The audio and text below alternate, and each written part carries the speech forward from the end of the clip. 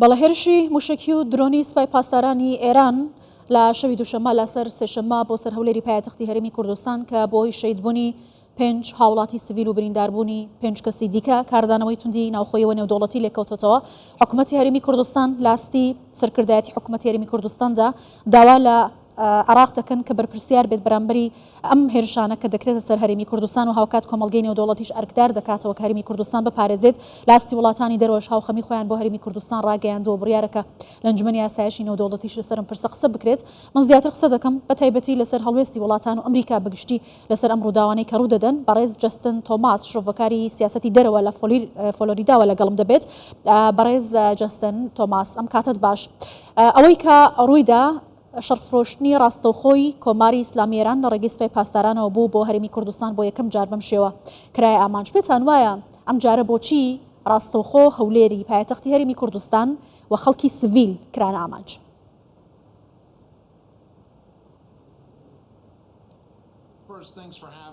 پێش هەموو شتێ سپاس بۆ میوانداریتان.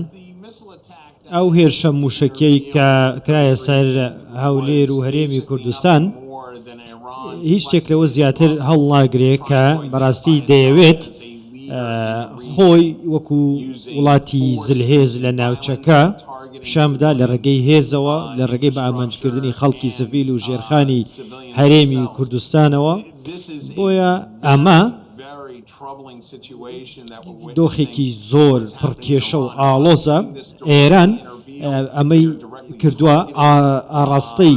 هەرێمی کوردستان و خەڵکی سڤیلی کردووە و هێرشی کردووە سەر ئەمریکا لە سووریا لە عێراق و لە هەرێمی کوردستان میلیشیەکانی سەر بەخۆی بەکاردەهێنێ بۆ هێرشکردنە سەر بەرژەوەندەکانی ئەمریکا و هەموو جیهان لە دەریای سوور کە دەبینین حوسیەکان بەکارهێنێ و هێزەکانی سەر بەخۆی لە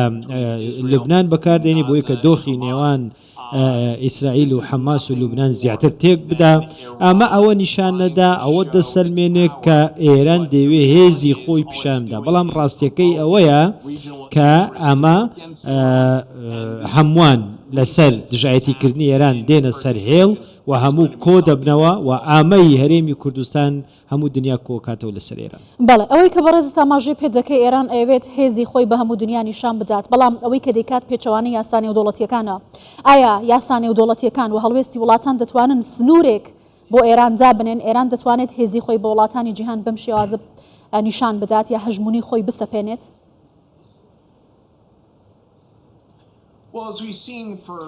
وەک دەبینین زیاتر لە 10 ساڵە کە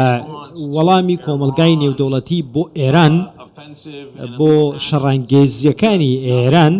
هیچ شتێک نەبووە جگە لەوەی کە بە قسە ئیدانەیان کردووە و وایان نەکردو ئێران ڕابگرێت و ئەمریکا تەنها سزای داوە سزای ئێرانی داوە کە سزاکانیش نەیانتوانی وا لە ئێران بکەن کە هێرشەکان و شەڕانگێزیەکانی لە ناوچەکە ڕابگرن و کۆمەڵگای نێودەوڵەتی تەنها داوای لە ئێران کردووە کە هێرشەکانی ڕابگرێ و نەیانتوانی و هەمویان پێکەوە سزای ئێران بدەن و ئابووری ئێران ڕابگرن و وا لە ئێران بکەن کە پەراوێز بخرێ وا لە ئێران بکەن کە ناچار بێ کە ئەم هێرشانەی ڕابگرێ. بەڵام دەبێ بزانن کە ئەمەی ئێران دیکە ئێران دەکاتە وڵاتێکی دابڕاو لەسەر ئاستی کۆمەلگای نێودەوڵەتی وڵاتێکی بێزرا و ناشرین لەسەر ئاستی کۆمەلگای نێودەوڵەتی و ئەوەی کە دەیکا بەخراپ بەسەر خۆیدا دەشکێتەوە و بۆ خەڵکی ئێران خراپە و لەسەر ئاستی نێودەوڵەتیش و جیا لەوەش لەوانەیە سزای ئابووری زیاتر بە دوای خۆی دابێنێ. ئەمە هەم بۆ حکوومەتەکەی خراپە و هەم بۆ خەڵکی ئاسایی لە ناوخۆی ئێران. کەواتە توانین بڵێن لە دوای ئەم ڕووداوانەوەم هەڵوێستەی ئەم جارەی کۆمەلگەی نێودەوڵەتی بە تایبەتی ئەمریکا ئەتوانین چاوەڕوانی گۆڕانکاری هەڵوێستی کردەی لە کۆمەلگەی نێودەوڵەتی و ئەمریکا بەرامبەر بە ئێران بکەین؟ ئەگەر وایە چی دەبێت لە داهاتوودا؟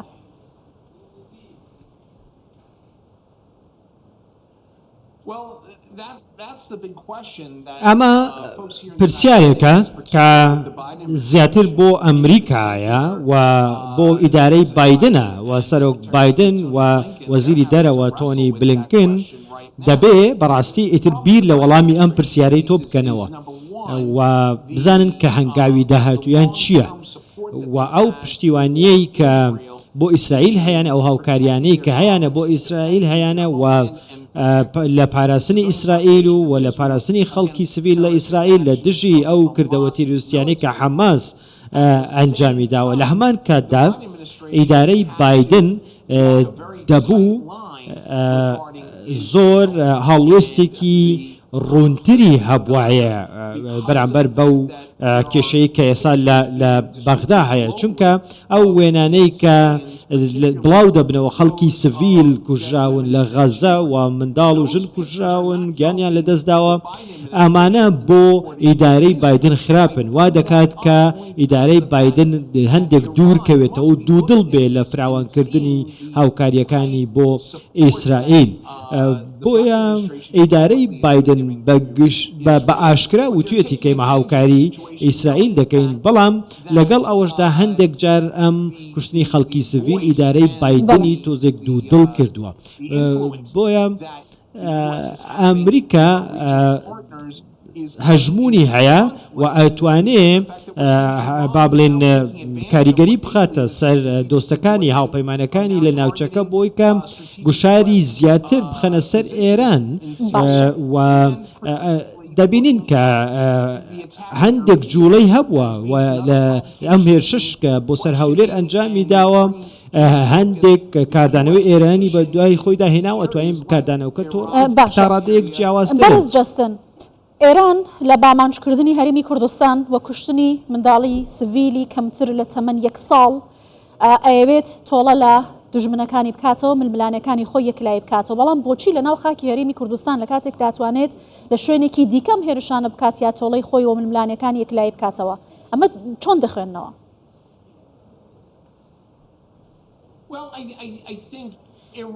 پێم وایە ئێران ئەمە وەکو دەرفەتێک ئەبینێ و ئەمە پرسیارێکە بۆ سیاسەتی و سیاسەت داڕێژەرانی ئەمریکا بەرامبەر بە حکوومەتی هەرێمی کوردستان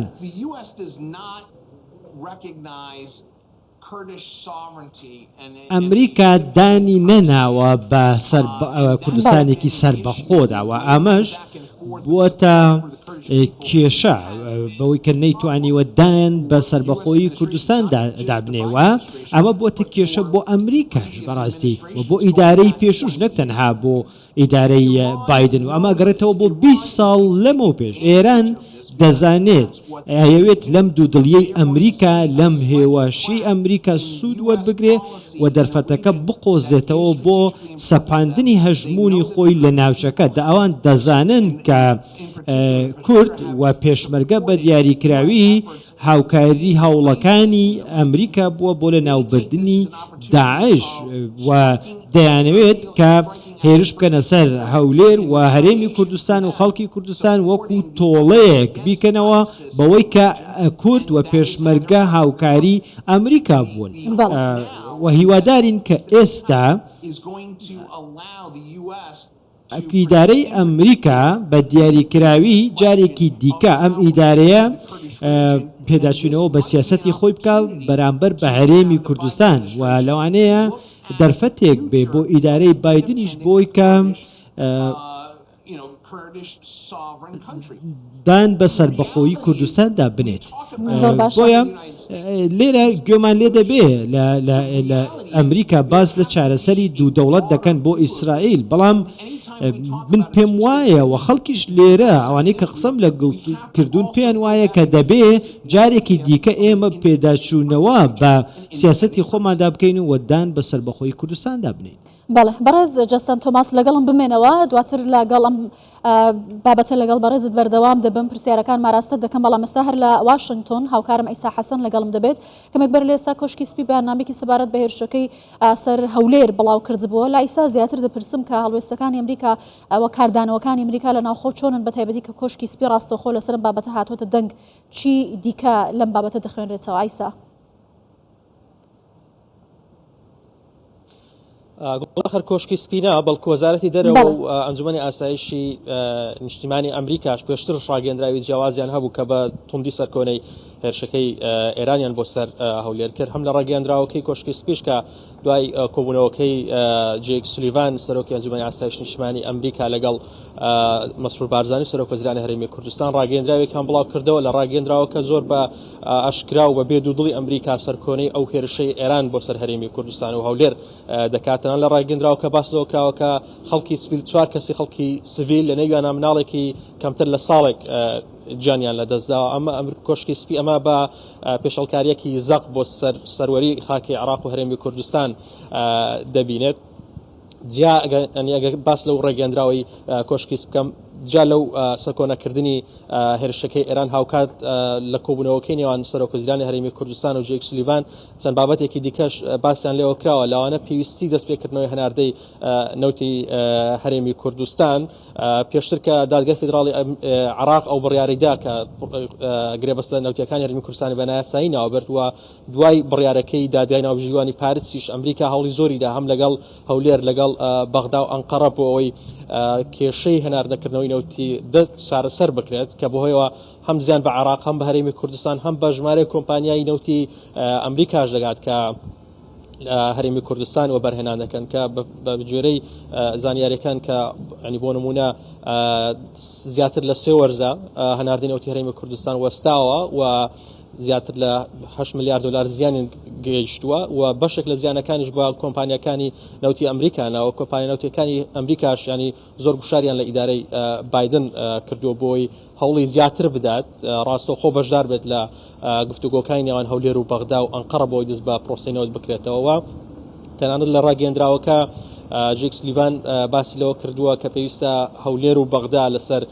کێشە داراییەکانی نێوانیان بگەنە ڕێکەوتن و پاڵپشتی حکوومەتی ئەمریکا و کۆشکی سپیشی بۆ ئەمە دووپات کردووەتەوە بابەتێکی دیکە ئەوەیە کە ئەمریکا دەڵێت ئێمە پەیوەستین بە پاراستنی هەرێمی کوردستان و سەقامگیری هەرێمی کوردستان بەلای ئەمریکاوە زۆر گرنگە جامەت جیا لە ئاستی فەرمی حکوومەتی ئەمریکا تەنانەت لە کۆنگرێسیش ژمارەیەک لە ئەندامانی کۆنگرس تەنانەت لیژنەی کاروباری دەرەوەی ئەنجومەنی پیران کە یەکێکە لە هەرە گرنگترین کۆمیتەکان و لیژنەکان بێن کاردین کە سەرۆکی لیژنەکەیە دوێنێ لە تویتێکدا ئاماژەی بۆ داوە کە هێرشەکەی ئێران بۆ سەر هەرێمی کوردستان پێشەلکاریەکی زەقە بۆ سەر خاکی هەرێمی کوردستان و پاڵپشتی خۆشی تەنانەت داواش کردووە لە ئیدارەی جۆ بایدن کە پێویستە حکوومەتی ئەمریکا پاڵپشتی لە هاوبەشە کوردەکانیان بکات لە ناوچەکەدا ئەمە لە ئاسی کۆنگرس و بڵای وەزارەتی دەرەوە و کۆشکی سپی لە ناوخۆی ئەمریکاش بەمان شێوە ینی کاردانەوەیەکی زۆر هەیە بەتایبەت لەلایەن ئەو کەسانێکە شارەزای سیاسەتی ڕۆژهەڵاتی ناوەڕاست و عێراق و هەرێمی کوردستانن و ئەو فەرمانە سەربازیانش کە پێشتر لە عێراق بوونەوە خزمەتیان کردووە بە پێویستی دەزانن ینی داواکاری ئەوان جیاوازە بۆ نمونە ئەمریکا ئیدانەی ئەم هێرشە دەکات ئەوان داوا ئەکەن کە حکوومەتی ئەمریکا و ئیدارەی جۆ بایدن ئەوەی پێویست بێت بۆ پاراستنی و کوردەکان بکات ینی دەتوانێت بۆ نمونە بە دابینکردنی سیستەمی بەرگری تەنانەت معنی بەشێکیان ئەوان ناوی دێنن سیستەمی پاتریۆت پێویستە بدرێتە هێزەکانی پێشمەرگە و هێز ئەمنیەکانی هەرێمی کوردستان بۆی بتوانن هەرێمی کوردستان لەو پێشەلکاریە و لەو هێرشە دەرەکی و ناوەخۆیانە کە دەکرێتە سەر ناوچەکە بپارێزن. زۆر باشە هاوکارم ئیسا حەسەن لە واشنگتنەوە لەگەڵم بووی زۆر سپاس دەگەڕێمەوە لای میوانەکەم لە فلۆریدا بەڕێز جەستن هاوکارم لە واشنگتنەوە ئاماژەی بە هەڵوێستەکانی ئەمریکا کرد هەم لە ئاستی بەرپرسانی باڵا هەم لە ئاستی کەسانی سیاسی لە ئەمریکا ئاماژەیان بەوە کردووە کە گوشارەکانی ئەمریکا دەتوانێت بۆ پاراستنی هەرێمی کوردستان کاریگەری لەسەر کاردانەوەکانی ئێران وەروە هێرشەکانی ئێران لە داهاتووشدا هەبێت و هەروەها بڕیارێک عێراق لە ئەنجومەنی ئاسایشی نێودەوڵەتی راپۆرتەکانی خۆی و لیژنەکانی وەسکاڵای خۆی تۆمار بکات پێتان وایە ئەم گوشارانە دەتوانن ئەمریکا وا لێ بکەن هەرێمی کوردستان بە شێوازێکی دیکە بپارێزێت؟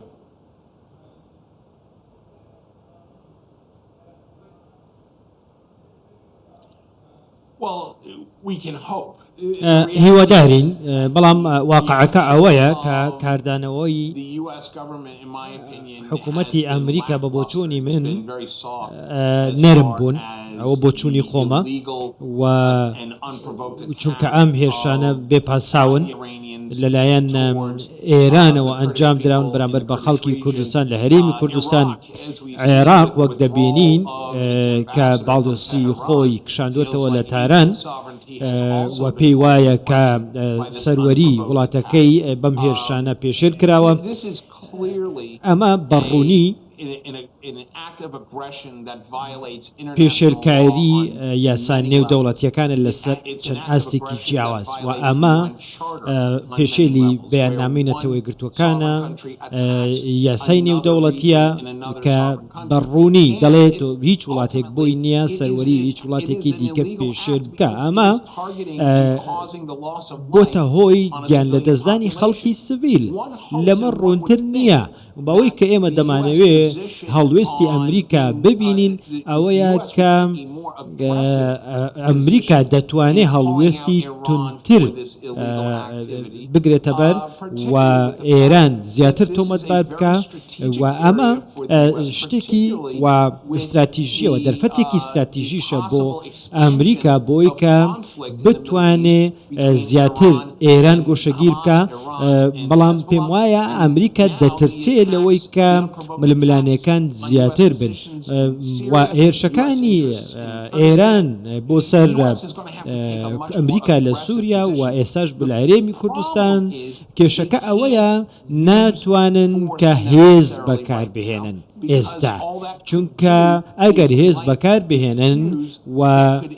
جارێکی دیکە دەیڵێمەوە ململانەکە بە تەواوی ڕۆژڵاتی ناوەڕاست دەگرێتەوە و بە ڕەشکاویش بیڵێم ئەمریکا و هاوپەیمانەکانی ئەمریکا وەکو پێویست نایانەوێ کە بەڕاستی ئەم ململانەیە لە ناوچەکەیان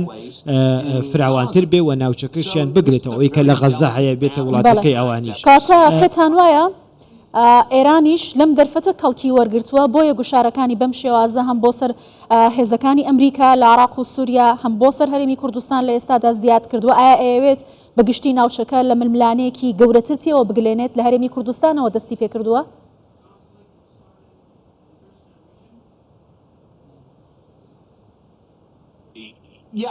بەڵێ وەڵامە سادەکە ئەوەیە بەڵێ و ئەوان پێیان وایە کە ئەمریکا کەسێکی باش و با بڵێن باوا بڵێم ناتوانێت وەڵامێکی تند و سەربازی و کردداری ئێران بداتەوە و دەیەوێت ئەمە کەڵک لەمە وەربگرێ و پاڵ بە هەژمون و بڵێن بوونی ئەمریکا لە ناوچەکەەوە بنێ لە سووریا لە عێراق لە ناوچەکانی دیکە و سیاسەتی ئەمریکاش ئێستا بەو شێوەیە و زیاتر گرنگی بە هەندێک ناوچە دەدا و دەیەوێت زیاتر بە نەرمتر هەژمونی خۆی و بەژەوەندەکانی خۆی لە ناوچەکەدا بپارێزێ و ئێرانیش ئەمەی قۆستوتەوە ئەم نەرمیەی ئەمریکای قۆستوتەوە لە ناوچەکە بۆی کە وەک وتم کە خۆی پیشان بدا و هێزی خۆی پیشان بدا بەڵام هەبوونی ئەمریکا لەو ناوچەیە من پێم وان نییە بەم هێرشانەی ئێران بکشێتەوە و من پێم وان نییە بە هەمان شێوە ئێران بتوانێت کە ئیسرائیل ڕاک بگرێت لە هێرشەکانی بەم هێرشانەی کە کردوێتە سەر خەڵکی سڤیل بەڕاستی ئەم بمانەیە کە کراوەتە ئامانج هیچ پەیوەندیەتیان بەم ململانێ و بەم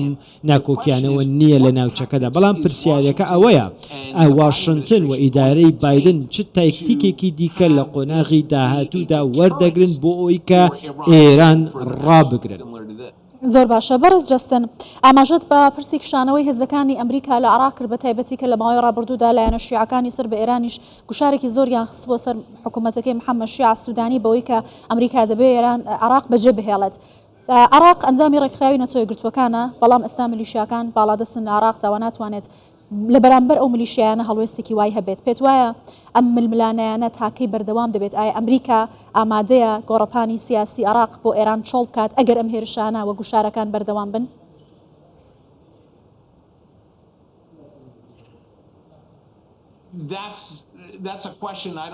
ئەمە پرسیارێکە من پێم وانێ واشنگتنیش وەڵامەکەی لابێ چونکە دۆخەکە لە ناوچەکە زۆر پێکدا چووە ئاڵۆزە. بەڕێز جەستن ئاماژەمان بە کشانەوەی هێزەکانی ئەمریکا لە عێراق کرد بۆ چوونی جیاوازە سەبارەت بەم پرسە هەبوو فەرموو.